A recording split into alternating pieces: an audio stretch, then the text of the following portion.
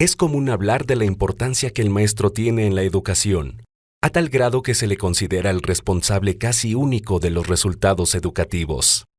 En 2011, iniciamos una investigación en la que nos acercamos a maestros de reciente ingreso en escuelas primarias y secundarias, para conocer sus prácticas y experiencias en sus primeros años de trabajo en contextos marginales.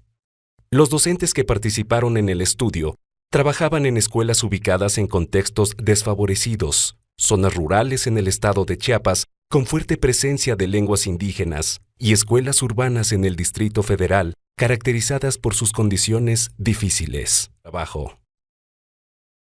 Fue por mi familia, tanto de la familia materna como la paterna. En ambas son maestros de profesión. Y pues por la costumbre de verlos, de cómo mis padres me llevaban a sus clases, nació esa cosquillita. Desde que empecé a ir a la escuela, yo quise ser maestra. Llegaba y jugaba a ser maestra, entonces siempre que me preguntaban desde la primaria, ¿qué quieres ser? Yo decía, quiero ser maestra. Y siempre, en primaria, secundaria, y a la preparatoria en la que entré fue anexa a la normal, porque yo siempre quise ser maestra y entonces tenía que ser una que me encaminara pues a eso, a entrar a una normal. La valoración que los maestros principiantes tienen sobre los aprendizajes y experiencias durante su formación inicial como docentes permite identificar algunas carencias, pero también experiencias formativas valiosas. No obstante, siguen manifestando una separación entre lo que la normal les aportó y las exigencias del trabajo cotidiano en la escuela. Yo creo que la normal sí nos da esos elementos que nosotros necesitamos al concluir la escuela y enfrentarnos a la vida real pues, de nuestros alumnos.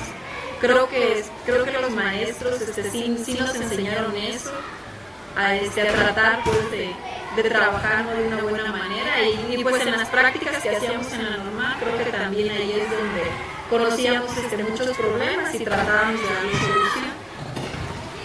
Cuando nosotros estamos en la normal, es lo que yo comentaba, nos mandan a veces a escuelas modelo, en donde el niño hace caso, el niño teme al maestro, entonces no es tan necesario a veces esforzarse tanto como maestro. Pero la realidad es otra, la diversidad de niños es muy grande, entonces pues sí tenemos que estar cambiando estrategias a diario, y no una vez, muchas veces en una sola clase, para que ellos se interesen por lo que están aprendiendo. Fue un choque, la verdad, un choque cultural porque, por ejemplo, la normal superior en este caso, jamás vimos una asignatura de lengua y cultura indígena o de cultura en general, ¿no? Nada más practicamos en zonas urbanas, de acá de Chiapas, y pues todo lo veíamos en contextos urbanos, trabajábamos con alumnos urbanos. Entonces, llegar a trabajar con alumnos tzotziles indígenas en condiciones muy arraigadas fue muy difícil. Llegar a la zona donde está la escuela, conocerla físicamente, así como su contexto, causa un impacto particularmente fuerte para los jóvenes maestros principiantes que arriban a las comunidades marginales rurales donde se encuentra. Esto les exige una adaptación a condiciones de vida difíciles. Entonces ya me dan mi orden de comisión y ya veo pues que me toca Tila. Bueno, una comunidad, ahí decía Sabanilla, pero perteneciente a una zona de Tila. Pero sí estaba como, yo sentía como mucha incertidumbre de qué iba yo a hacer o de qué iba a pasar. Cuando yo me entero de que la escuela era unitaria y que yo solito iba a estar en esa escuela, como que sí me encuentro en una decisión muy fuerte, ¿no? De decir, bueno, ¿será que voy o no? Porque de una manera no me gustaba la soledad. O sea, siempre he estado con mi familia o acompañado de personas, pero nunca he estado solo. Entonces, creo que fue el mayor reto. Primeramente, enfrentarme a la soledad y luego a un lugar donde el agua, los servicios básicos no los tiene. El agua entubada, pues, era muy nula, ¿no? Entonces, muy pocas veces llegaba el agua, ¿no? Y la luz, pues, venía un día y se iban 3 semanas. Yo no sabía cómo irme, pero me acompañaron mis papás. para saber dónde iba yo a quedar, me dijo mi mamá, me acuerdo que me dijo, ¿ya lo pensaste bien, Iván, que te quieres quedar? Y yo le dije, sí, mami, me voy a quedar. Y me volvió a repetir, ¿ya pensaste bien que te vas a quedar? Y yo dije, sí, mami, me voy a ir, y pum. Y ya pues abordé, seguí mi camino hasta la comunidad. La escuela y los padres de familia son un binomio indisoluble. En las escuelas rurales, esta relación se amplía a la comunidad, y esto implica para los maestros reconocer, aprender a manejar y respetar las diferencias culturales. En algunas cuestiones los padres de familia colaboraban, pero en otras casi no colaboraban. De hecho era difícil porque como ahí los hombres son los que tienen pues el mando en las juntas de padres, pues llegaban las señoras, pero si llegaban las señoras no contaba su participación casi pues ahí en la comunidad, era que tenía que llegar el señor. Así estaba acordado entre ellos pues. Para que yo llegara a esa comunidad, ellos vinieron justamente a hablarle al supervisor, porque como es una comunidad lejana, sí ha sido muy olvidada. Y llegaron con su bastón de mando, o sea, llegaron las autoridades y el comité y se fueron a presentar a la supervisión, porque sí, es una escuela que, por ejemplo, tiene interinos, pero por 20 días se van, están una semana sin clases, 2 semanas, llega otro, igual por 20 días, un mes, se va. Entonces, estuvieron hartos de esta situación y llegaron a la supervisión y dijeron que no querían profesores a cada rato. Fue así como abrieron los lugares para que nosotros llegáramos. Ajá, pero sí están muy al pendiente de nosotros. Si hay algún evento, tenemos que llevar el oficio del supervisor sellado. Por ejemplo, ahorita vamos a entregar boletas e incluso tenemos que pedirle al supervisor de que nos dé un oficio de que vamos a salir para llenar boletas, porque si no, no salimos. La verdad a mí se me dificultó. Yo siento que no solo eso, la comunicación con ellos, porque pues ellos también, una eran hablantes de chol, otra ya eran personas pues más grandes que yo. Entonces yo no sabía pues cómo decirles las cosas, o por ejemplo decirles manden limpios a los niños, porque yo decía pues no vayan a pensar que yo los estoy mandando o se vayan a sentir ofendidos. Sí. Entonces yo en mi primera reunión pues hago mi orden del día, pero lo primero pues paso lista, ¿no? Paso lista. Después creo que me presento, ya les empiezo a decir pues de que yo iba a ser la maestra de sus hijos en el 3er grado y que pues esperaba que ellos me apoyaran. Entonces la mayoría de ellos pues no decía nada.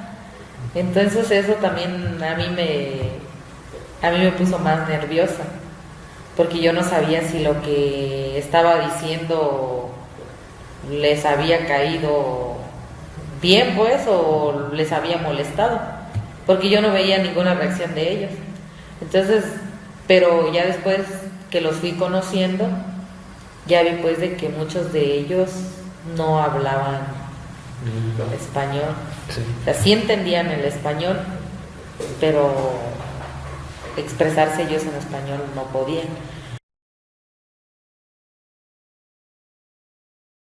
También los jóvenes maestros aprenden a relacionarse con los padres en medio de tensiones y exigencias que, al parecer, se han recrudecido en los contextos urbanos. Es difícil. Hoy en día, a lo mejor tú quisieras que te apoyara, ¿no? Porque creo que esto es un triángulo. Padres en casa, nosotros en la escuela y principalmente el alumno, ¿no? Es un triángulo donde si uno de los tres está roto, esto se debilita. De repente les pides el apoyo y en lugar de que digan, voy a trabajar con él, se va a poner a hacer, te vienen a justificar el por qué su hijo no hace las cosas. Te dicen, es que yo lo mandé a hacer esto y por eso no pudo hacer su tarea.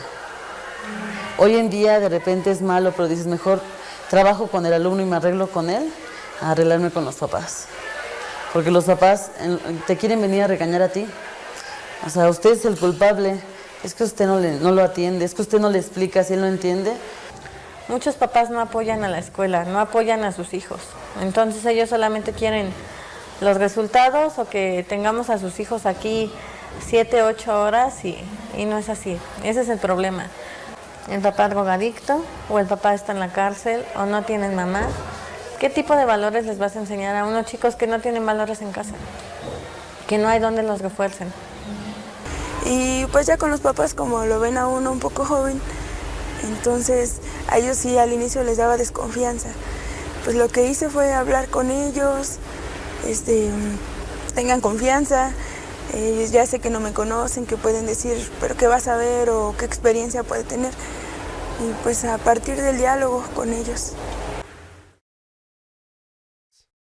Llegar a una escuela implica establecer relaciones e integrarse a una organización, a prácticas y formas de trabajo establecidas que, en ocasiones, pueden ser conflictivas y en otra pueden estar mejor articuladas por las actividades colectivas que desarrollan los docentes. Al principio nosotras llegamos varias y queríamos hacer esto, queríamos hacer lo otro y que aquí hice proyecto de esto, pero de repente nos truncaron y nos decían, a ver, son nuevas pero bájenle, traen muchas ganas pero... Nos decían otras compañeras, es que si ustedes hacen, también nosotros tenemos que hacer. Entonces era una situación muy fea porque a mí me contratan y me dice el subdirector, hay 2 grupos en la escuela, las jóvenes y las viejitas. Les recomiendo que se junte con las jóvenes. Entonces yo desde un principio pues sí te bloqueas de esa manera, ¿no? Bueno, ¿qué tan feo está la pelea aquí o las diferencias? Y sí llegaba un momento en que no te saludaban, no te daban la palabra y nunca se veía un apoyo por parte de ellas que te dijeran, oye maestra, ¿cómo vas? O alguna situación parecida, no, en mi caso no. Ahora la relación ha cambiado, compartimos más con los otros maestros, ellos nos apoyan, nos comparten sus experiencias y nos dan sugerencias para trabajar sobre todo con los padres de familia, que son las principales preocupaciones que de alguna manera yo tenía con ellos. Las precarias condiciones materiales y de subsistencia de las escuelas en contextos desfavorecidos obligan a los docentes a buscar alternativas que les permitan desarrollar su labor. Tenía nada más un salón de piso de tierra y como el techo era de lámina, pero lámina ya usada, tenía muchas filtraciones, entonces todo el piso, la tierra se hacía lodo. No tenía un pizarrón, entonces yo me las ingenié para montar un pizarrón con un nylon blanco. Llevé la siguiente semana, lo pegué sobre las tablas y con un marcador para pizarrón, pues ahí escribí y borraba con un trapo. Entonces incluso carecía de sillas. Sí, me acuerdo que colocamos unos bloques con los alumnos, 2 blocks de cemento y sobre eso una tabla. Y ahí se sentaban los alumnos, escribían sobre sus piernas, ¿sí? Se colocaban así con su cuaderno. Apoyo moral. No tenemos mapas, no tenemos libros, de hecho están mojados. Entonces, pues sí nos van limitando. ¿Cómo yo he ido subsanando todo esto? Pues por mis propios medios, de ahora sí lo saco de mi bolsillo. Cuando quiero ver una película, tengo que buscar un salón que tenga una televisión y yo traigo mi DVD, traigo mis películas, traigo todo. Cuando quiero proyectar algo en un cañón, no lo puedo utilizar, al menos por ejemplo aquí no lo podemos utilizar. ¿Por qué? No lo sé. En los nuevos libros, hablando de los nuevos libros, mandan mucho a lo que es la investigación, que los niños investiguen en diversas fuentes y principalmente que ellos investiguen en internet. Sin embargo, pues es ilógico, ¿no?, pensar que en una comunidad marginada los niños van a tener acceso a una computadora.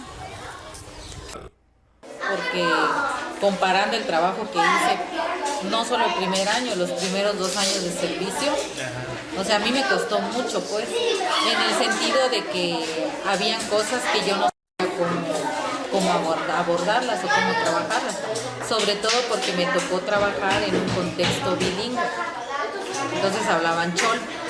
Entonces, para empezar con eso, pues, mi obligación era, como primera instancia, yo creo que aprender cómo hablaban ellos, no que ellos aprendieran lo que yo decía. Sin embargo, la misma falta de experiencia hace que llegues y quieras que ellos sean los que aprenden, pues. Afortunadamente tenía algún niño pues muy listo, entonces él era el que traducía todo lo que yo iba diciendo, pero había muchas cosas que en definitiva pues yo no sabía cómo hacerlo. Sí. ¿Cómo le vas a enseñar tú si en su casa cuando quieres el apoyo no se puede, pues? O hay veces en que la situación se torna diferente, que el niño es el único que tiene la capacidad de aprender en la escuela, porque afuera de su casa no se puede. Me metí a investigar a internet y presté algunos libros, traté de buscar algunos métodos como el método de Weber. Y así, o sea, lo hice con el método silábico, o sea, con todo, pues así como decirles, tapicé pues el salón. O sea, si no me entienden a mí, entiéndanle a los dibujos o entiendan a lo que explico, pero o sea, sí es un proceso muy largo y como que estresante a la vez. La manera en que los profesores principiantes se perciben a futuro muestra su preocupación por seguir aprendiendo para ser mejores docentes. Yo me veo con muchas horas. Yo me veo siguiendo con mi misma gusto de hacer las cosas. Sí. Pero no quiero ser de las maestras represivas. No quiero ser de las maestras que insultan a los chicos, regañonas. No, yo quiero ser una maestra en el todo sentido de la palabra, de carácter humano. Quiero estar 10 años frente a grupo y después dedicarme a igual, no con niños, pero sí con personas más adultas, no sé, secundaria o incluso preparatoria y universidad. No me gustaría estar todo el tiempo porque siento que es un desgaste tremendo estar con niños. El profesor Nobel valora la función social de su trabajo, muestra una preocupación por la formación de sus alumnos y a la vez reconoce las dificultades que la profesión docente implica. Un docente pues orienta, un docente te enseña, además de que es enseñado, te ayuda a vivir la vida así de una manera más, más construida. Para mí significa mi vida ya, prácticamente, o sea, ya es algo que tú dices, pues de aquí soy y para adelante, pues echarle ganas, pues. Yo creo que lo más valioso es ver cómo los niños van aprendiendo todo, porque es muy satisfactorio ver que lo que estás haciendo está resultando. A mí se me hace indignante que se critique mucho nuestra labor cuando quienes la ejercemos sabemos lo arduo que es, lo complicado que es. No digo difícil, sí es complicado el trabajar con 200 alumnos cuando cada uno tiene necesidades diferentes, ¿no? Diferentes formas de aprender. Las vivencias de los primeros años de servicio tienen un valor importante en el proceso de hacerse maestro. Los jóvenes docentes construyen y ponen en juego una serie de estrategias para responder a los retos que la realidad educativa les demanda, y generalmente lo hacen desde la soledad.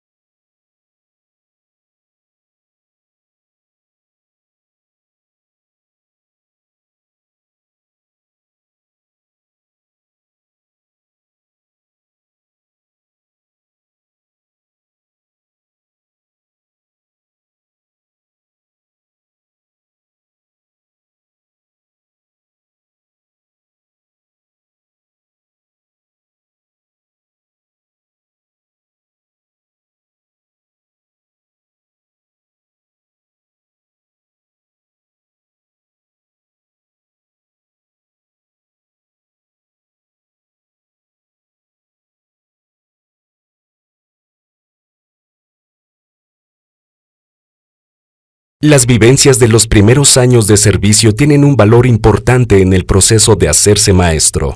Los jóvenes docentes construyen y ponen en juego una serie de estrategias para responder a los retos que la realidad educativa les demanda, y generalmente lo hacen desde la soledad. Estas experiencias van formándonos en el ejercicio docente. Aquí presentamos algunas de ellas que muestran cómo los maestros principiantes enfrentan, resuelven y aprenden el oficio.